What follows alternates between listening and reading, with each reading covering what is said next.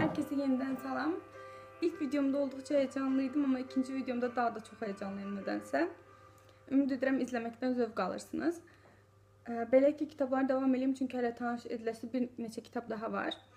Ümumilikdə mən bir yazarın bütün kitablarını oxuya bilmirəm, çünki bir neçə kitabdan daha sonra artıq kitab bir növ maraqsızlaşmağa başlayır və hər dəfə fərqli cür kitab yazan yazarlarsa olduqca azdır. Ona görə də bütün kitablarını oxuyaram dediyim yazarlar olduqca azdır. Və bunlardan ən böyüyü Jane Austen'dir. Jane Austen hardasa 5 il əvvəl ilk kitabını oxuduğum və bütün kitablarını sevərək oxuyacağım dediyim bir yazardır. Üstəlik sadəcə cəmi 7 əsəri var. Onun bir digər əsəri Akıl və Tutqunu aldım. Daha əvvəl Jane Austen'in kitablarını Can Yayınları buraxırdı və məndə Can Yayınlarında olan 3 kitabı var. 3 il əvvəl üçünü də bitirmişdim. Aşk və Qürur, Emma və Masud Park. Daha sonra Can Yayınlarına bir neçə dəfə e-mail attım, amma sağ olsunlar geri cavab qaytardılar, amma belə başa düşdüm ki, onlar artıq Jane Austen buraxmağı düşünmürdülər. Mən də nəticə itibarilə Hasan Ali Yücəl serisindən Jane Austen almağa davam etmək qərarına gəldim bu il.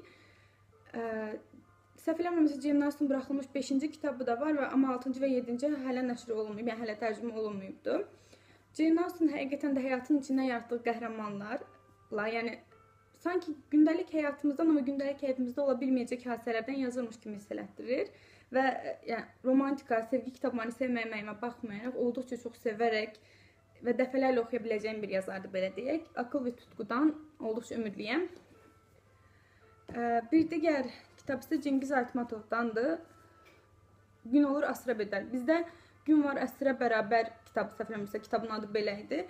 Cengiz Aytmatov əslində uşaqkən çox kitabını oxumuşdum, amma böyüdükdən sonra artıq uzun müddət oxumurdum. 2017-nin axırında Əli və Nino'dan Toprakan ana tarla əsərini aldım, oxudum və ilk oxuduğum qədər çox belə deyim, duyğusallaşdırdı məni, çox təsir etdi və çox sevərək oxudum.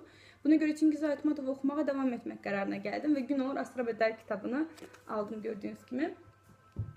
Bir digər yazar, ilk dəfə kitabxanaya yazılanda 5-ci sinifdə oxuyurdum və belə deyək, ilk böyük həcmli romanlarım Jules Verne'li olmuşdu.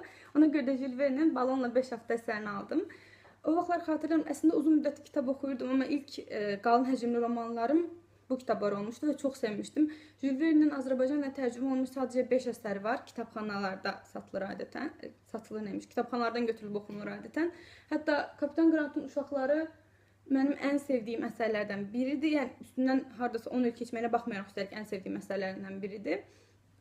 Və ən az əsər 7 dəfə oxumuşam böyük bir ehtimal. Buna görə də uzun illərdə davam edəcəm deyirdim, amma digər əsərlərdən vaxt edə bilmirdim.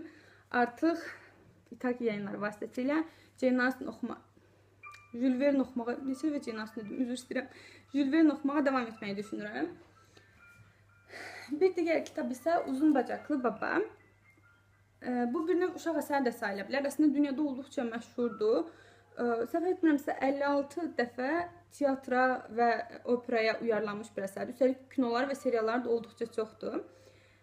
Uzun Bacaqlı Baba, Daddy Long Legs ingilis dilində bunu bir çox serialda bu kitaba və yaxud da bu kinosuna deyim, çox işarətlər verilmişdi və mənə olduqca maraqlı gəldi. Araşdıranda isə bu kitab ortaya çıxdı və türk dilində də tərcüməsi var imiş. Olduqca sevdim.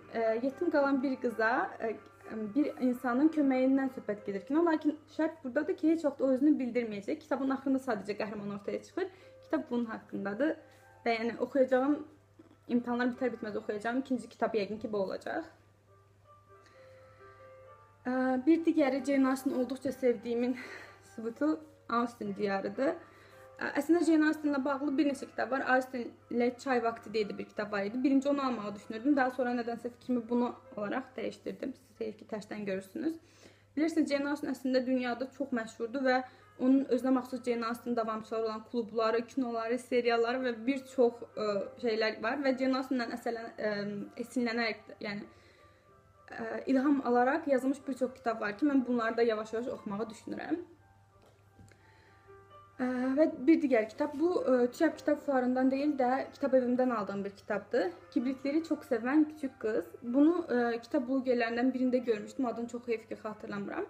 Amma mən aldıqdan sonra Ebru Aykaç da bu kitab haqqında rəy bildirdi və kitabın onu çox incitdiyini yazdı. Yəni mənəvi olaraq onun söz nəsbəsində çökətdiyini yazdı və mənə də olduqca maraqlı gəldi açıqcası.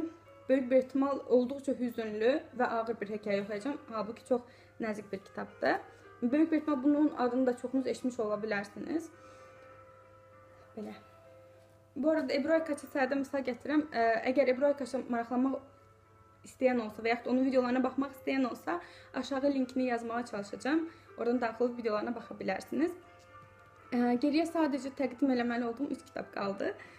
Normalda fantastika kitablarını oxuyan bir insan deyiləm. Çünki fantastik kitablardan daha çox dünyəvi əsərləri və yaxud da bioqrafik tərzdə əsərləri daha çox sevirəm. Fantastika realist insan olduğum üçün məni özünə çox da bağlaya bilən bir janr deyil. Daha əvvəldə sadəcə Aclıq Oyunları fantastik kitablarını oxumuşdum. Başqa heç vaxt oxumamışam, səhv xatırlamıramsa. Amma keçən il Ölümcül Oyuncaqlar serisini oxumağa başladım. Ölümcül Oyuncaqlar serisi olduqca böyük bir dünya yaradı, belə deyək. Yazar bu dünyanı tamamilə yaradı və ən incə ayrıntılarına qədər bu dünyanın içinə girmək mümkün olur. Əslində çox möhtəşəm əsərdir deyə bilmərəm. Yəni hər kəs oxusun deyə biləcəyimiz bir əsər də deyil. İlk bir neçə kitabı hətta olduqca zəifdir. Seri 6 kitabdan ibarətdir və 2 də yan kitabı var. İlk 2 əsəri nisbətən daha zəif getsə də sonraki əsərləri olduqca güclənir. Açığı baxdığım Shadowhunters adlı bir serialda Magnus Bane qəhrəman var idi və baş rol qəhrəmanı belə deyil.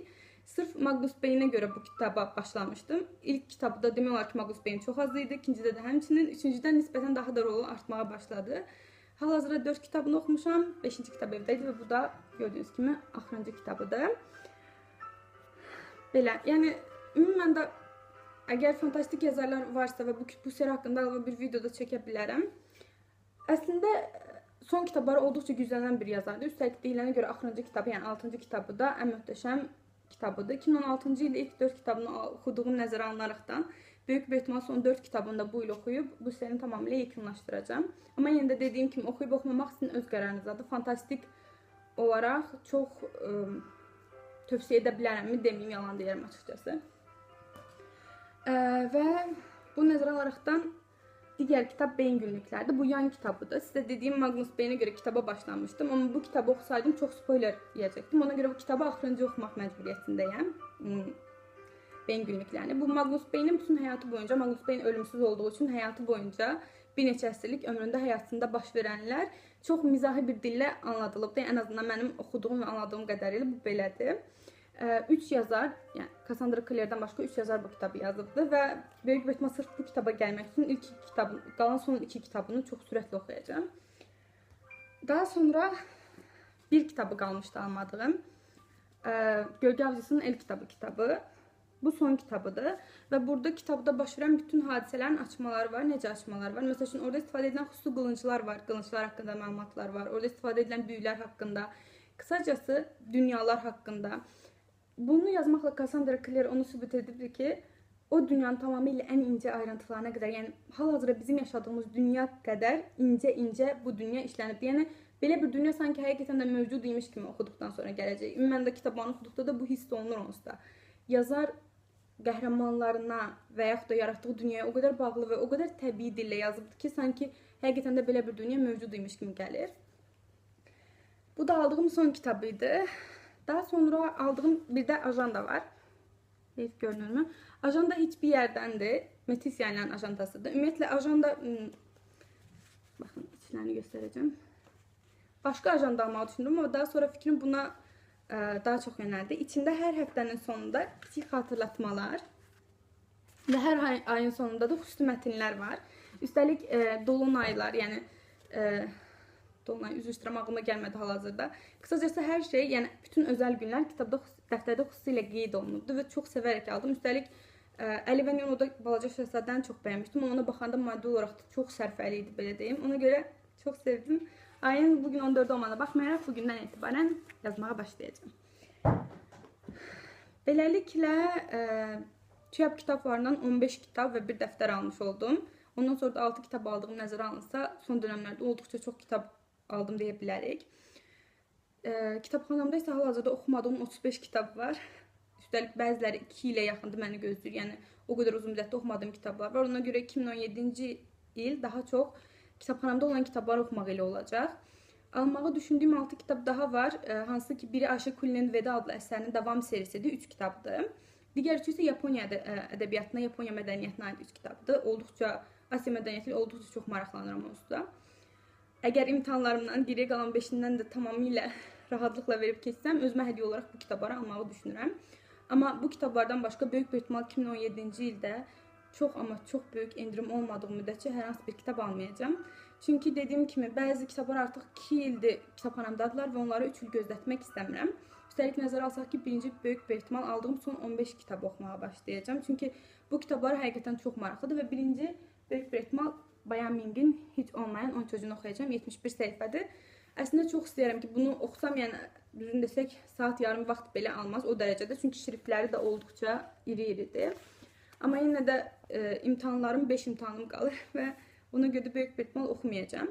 Amma yenə də çox həyecanlıyım kitablar belə deyil. Olduqca çox həyecanlıyam.